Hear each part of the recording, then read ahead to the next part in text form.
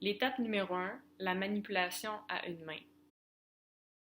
C'est vraiment important de commencer avec une seule main pour vraiment que notre chien soit confortable de se faire manipuler. Une autre chose vraiment importante, c'est de ne pas y aller directement vers la patte, mais c'est de commencer à toucher le chien au niveau de son épaule.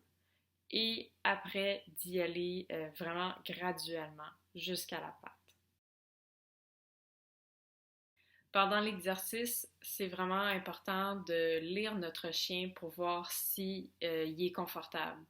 Donc, si on va trop vite dans les étapes, c'est sûr qu'il va nous le dire en faisant des signaux d'apaisement, comme par exemple détourner le regard, lécher les babines ou simplement retirer la patte ou en se reculant. Donc, écouter ces signaux-là sont importants pour qu'on puisse y aller au rythme.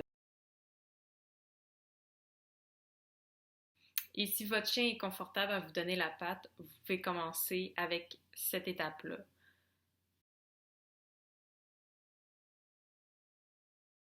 L'étape numéro 2, la manipulation à deux mains.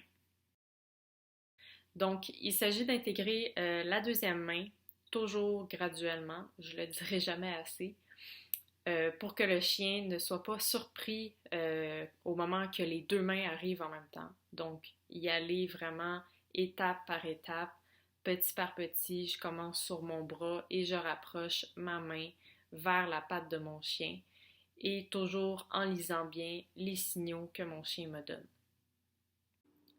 Si je vois que mon chien, comme Willow dans la vidéo, elle est confortable, je peux continuer à ajouter une manipulation avec ma main qui contient la patte, bouger ma main dessus et arriver avec la deuxième main, toujours graduellement.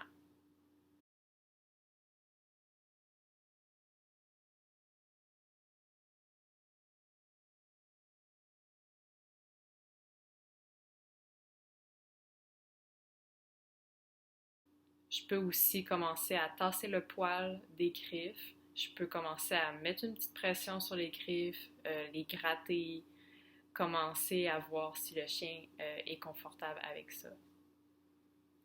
Une fois que votre chien est confortable avec l'étape 2, vous pouvez passer à l'étape 3, qui est dans le fond intégrer un objet qui n'est pas le coupe-griffe. Donc ici, j'utilise un crayon et j'utilise vraiment la même étape que l'intégration de la deuxième main. Donc j'y vais toujours graduellement, puis j'observe mon chien.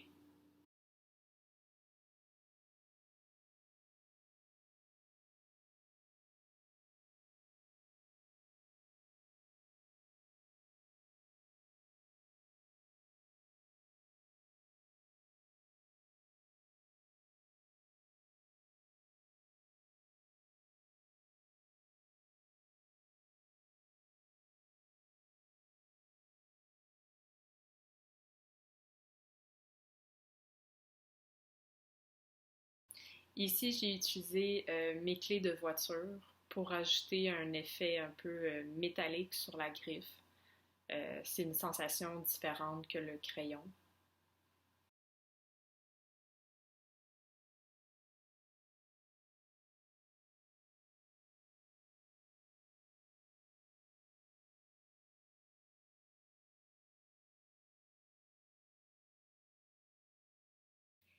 Ici, j'ai utilisé une lime à ongles pour l'exercice. Ça peut être vraiment n'importe quel autre objet que votre chien, vous savez qu'il n'a pas peur. Donc, intégrez vraiment le plus d'objets possible différents pour que votre chien puisse vraiment s'habituer à reconnaître l'exercice.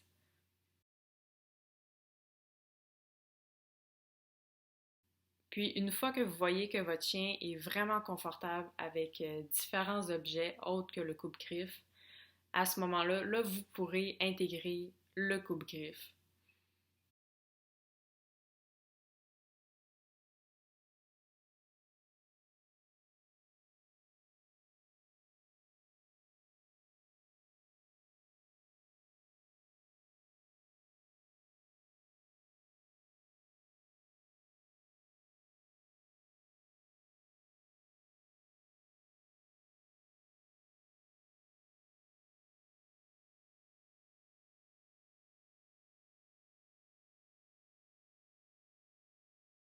Donc, on voit vraiment bien dans cette vidéo que Willow fait une très belle association entre tous les objets que je lui ai présentés et le coupe-griffe. Donc, c'est en faisant vraiment des courtes séances avec Willow que j'ai réussi à lui faire une belle association avec le coupe-griffe.